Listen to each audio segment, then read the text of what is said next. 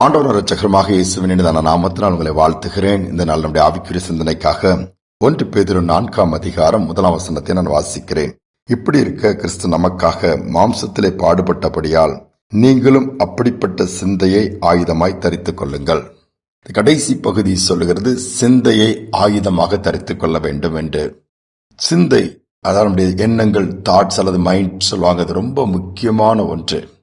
அவைகளை ஆயுதத்திற்கு ஒப்பிட்டு பேசப்பட்டிருக்கிறது. ஆயுதம் எவ்வளவு ஷார்ப்பா எவ்வளவோ காரியங்களை சாதிப்பதற்கு அல்லது யுத்தத்திற்கு பயன்படுவது போல இந்த சிந்தை சீராக இருக்கும் என்று சொன்னால், தெளிவாக இருக்கும் என்று சொன்னால் நாம் சாதிக்கிறவர்களாய் மாறிவிடுவோம், சூழ்நிலையை மாற்றிவிடுவோம். இல்லாவிட்டால் இந்த யுத்த களத்திலே போராட்டம் நிறைந்த வாழ்க்கையில தோற்று போய்விடுவோம். நம்முடைய சிந்தனையை ஆண்டவர் பார்க்கிறார். சிந்தனை தான் ஒரு நாள் செயல் வடிவம் பெறும். எண்ணம் போல் வாழ்க்கை என்று சொல்லி பெரியவர்களால் சொல்லுவதை நீங்கள் கேள்விப்பட்டிருப்பீர்கள். வேதத்திலே பார்ப்பீர்கள் என்று சொன்னால் மார்க் எழுதின சுவிசேஷம் 9 அதிகாரத்தில் ஒரு தகப்பன் தன்னுடைய பிள்ளைக்காக இயேசுவிடம் வரும்பொழுதும் அந்த தகப்பனுடைய சிந்தனையை இயேசு பார்க்கிறார். என்ன சொல்லுகிறார்? பிள்ளை இந்த மாதிரி ஒரு பொல்லாத ஆவி அலைக்கழிக்கிறது, அதனால் ரொம்ப நுரைத்தள்ளி விழுகிறான், கஷ்டப்படுகிறான். உன்னுடைய சீஷரிடம் கொண்டு போனேன், அவனை சுகமாக்கும்படி, அந்த ஆவிகளை துரத்தும்படி. அவர்களால் கூடாமல் போயிடுச்சு. அங்கு இயலாமை ஒன்று காரியம், அவ்வளவுதான், அவங்களால முடியல, நீங்க வேணா ட்ரை பண்ணுங்க ஆண்டவரே என்று சொன்னப்போ அந்த தகப்பனுக்கு மகன் சுகமாவான் என்கிற நம்பிக்கை அற்று போய்விட்டது. அதனால இயேசு என்ன சொல்லுகிறார் தெரியுமா? உன் மகனை நான் சுகமாக்கிறதப்பா, அவங்க சுகமாக்கல என்ன என்னால் முடியும், அந்த வார்த்தையை சொல்லவில்லை. மாறாக தகப்பனை பார்த்து சொல்லுகிறார், சிந்தையில இருக்கிற போராட்டத்தை அறிந்து, அந்த விசுவாசத்துல ஒரு குறைவு இருக்குது, நீ விசுவாசித்தால் கூடும். அப்ப தகப்பன் உடனே புரிந்து கொள்கிறான். மகனுடைய சுகத்திற்காக ஜெபிப்பதை விட்டுவிட்டு எனக்கு விசுவாசம் தாங்க, என்னுடைய எண்ணங்கள்ல மாற்றத்தை தாங்க, என் மகன் நன்றாக இருப்பான், என் மகனை சுகமடைவான்கிற அந்த ஒரு தாட் அவனுக்குள் வருவதற்கு அங்கே ஆண்டவர் ஒரு வழியை ஏற்படுத்திக் கொள்கிறார். ஜெபிக்கிறான், விசுவாசம் வருகிறது, அற்புதமா நடக்கிறது. இன்னைக்கு உங்கள் சூழ்நிலை நீங்கள் எப்படி பார்க்கிறீர்கள்? இந்த வேலை எனக்கு கிடைக்காது, கஷ்டம்னு சொல்லி வாலிபர்கள் பார்க்கறாங்க. எனக்கு வாழ்க்கை அவ்வளவுதான் குடும்பத்தில் உள்ளவங்க பார்க்கறாங்க. வயதானவங்க இனி எனக்கு என்ன இருக்குது, கடைசி காலம் கஷ்டம் தான், வயது 30 கடினமான பாதை தான், அது எனக்கு என்ன ஆகுதோ, படுக்கல படுத்துறோன்னு ஒரு பயம் அவங்களை அறியாமலே பிடித்து விடுகிறது. சூழ்நிலை பார்க்கும் பொழுது அப்படி ஆகிவிடுது. என்றால் எண்ணங்கள் அப்படியே ஓடிக்கொண்டே இருக்கிறது.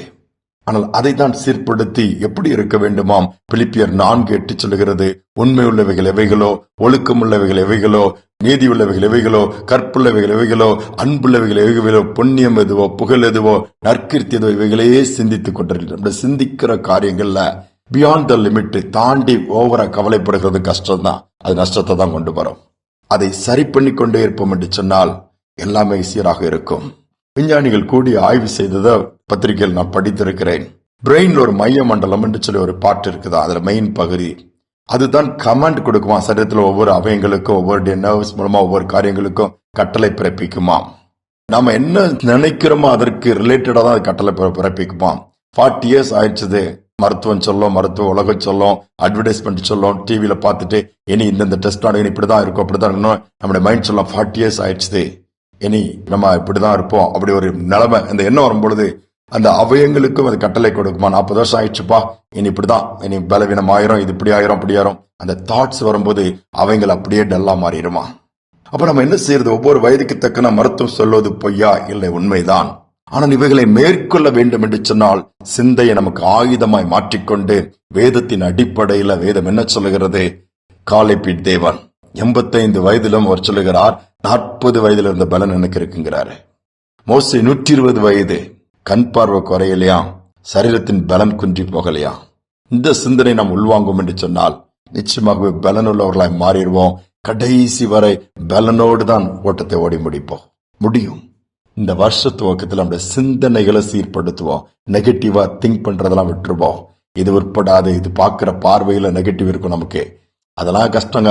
அனுபவங்களை வச்சு, தோல்விகளை வச்சு, கடந்து வந்த பாதைகளை வச்சு நம்ம கர்த்தரை பார்த்தோம்னா தோற்று போய்விடும். மாறாக கர்த்தர் சகலத்தையும் செய்ய வல்லவர் என்று பார்ப்போம், அதை சிந்திப்போம்.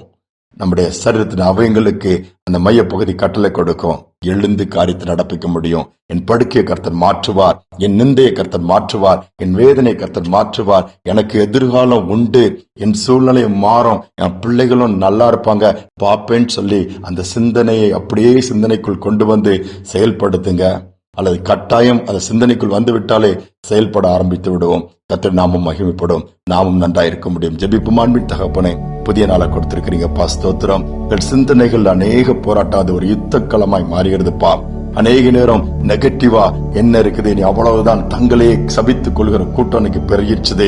தங்களே நொந்து கொள்கிற இன்னைக்கு பெரியவர்கள் ஏராளமா மாறிட்டாங்கப்பா. எல்லாம் போயிடுச்சுது. எவ்வளவு பிரயாசப்பட்டு எதிர்க்கின்று சொல்லி பல விதத்துல புலம்பிக் கொண்டு கவலைப்பட்டு கொண்டு ஒவ்வொன்றாய் மனதுல ஓட்டிக்கொண்டு அப்படி என்ன செய்வதென்று சொல்லி அதனால மன அழுத்தங்களுக்குள் போகிற பிள்ளைகள் இந்த நினைவு கூர்ந்து அதிலிருந்து வெளியே கொண்டு வருவீராக. நேர்மறையான சிந்தனையை நீர் ஏற்படுத்துவீராக. எல்லா நெகட்டிவ் தாட்ஸை எடுத்து போடுங்கப்பா, தேவையில்லாத தாட்ஸை எடுத்து போடுங்கப்பா, சோர்வுகள் எடுத்து போட்டு தைரியப்படுத்தி இந்த நாள்ல சிந்தனையில் ஒரு தெளிவை கொடுத்து ஆயுதமாய் தரித்து கொண்டு இந்த வருஷத்துல நாங்கள் சாதிக்கிற ஒரு ஆண்டாய், உயர்த்துகிற ஒரு ஆண்டாய், நாமத்தை மகிமைப்படுத்துகிற ஆண்டாய், ஆயிரங்களுக்கு ஆசீர்வாதத்தை கொண்டு வருகிற ஆண்டாய் ஒவ்வொருவருக்கும் மாற்றிக் கொடுங்க. தாழ்த்தி ஒப்புக் கொடுக்கிறேன். சதியை நம்ம ஏற்றுக்கொள்ளும் இயேசுவின் நாமத்தில் பிதாவே, ஆமேன் ஆமேன். நாம் சிந்தையை ஆயுதமாய் தரித்துக் கொள்ளும் பொழுது, கிறிஸ்துவின் சிந்தனையுடையவர்களாய் மாறும் பொழுது நிச்சயமாகவே எல்லாவற்றிலும் சிறந்திருக்க முடியும். இந்த சிந்தனையோடு இந்த நாளை தொடருவோம். மீண்டுமாய் நாளை தினம் சந்திப்போம்.